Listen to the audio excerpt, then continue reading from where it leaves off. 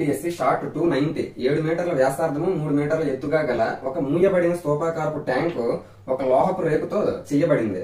ఎంత పరిమాణం కలిగినటువంటి లోహపు రేకు అవసరమైందని అంటున్నాడు. ఇది 8th క్లాస్ లో 99 పేజీలో ఉన్న కూర్చుని ఆప్షన్స్ ఏ విధంగా ఇచ్చాడు. మనకు చూస్తే ఆడు ఇక్కడ ఇంపార్టెంట్ పాయింట్ ఏంటంటే మూయబడిన స్తూపాకారపు ట్యాంక్ అన్నాడు. స్తూపాకార సిలిండర్ షేప్ లో ఉండాలి అని అంటున్నాడు. అలాగే పైన కూడా క్లోజ్ చేసి ఉందని అంటున్నాడు. కాబట్టి మనం ఈ క్వశ్చన్ లో ఏది కనుక్కోవాలనేది ఇంపార్టెంట్.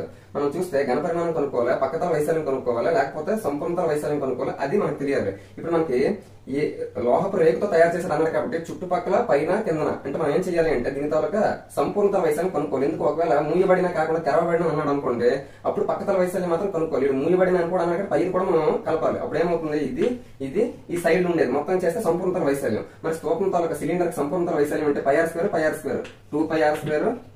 నెక్స్ట్ ఈ సైడ్ రౌండ్ ఏదైతే ఉంటుందో అది మనకి ఏమవుతుంది 2πrh అవుతుంది. టోటల్ గా 2πr కామన్ తీస్తే r+h 2 into π అంటే 22/7, r అంటే మనకి ఎంత ఇచ్చాడు రేడియస్ 7 మీటర్స్, 7 into r అంటే 7 ప్లస్ h అంటే హైట్ ఎంత ఇచ్చాడు 3 ఇచ్చాడు.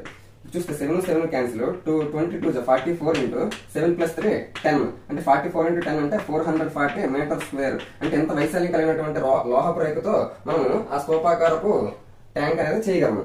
Option 4 is the correct answer. Thank you.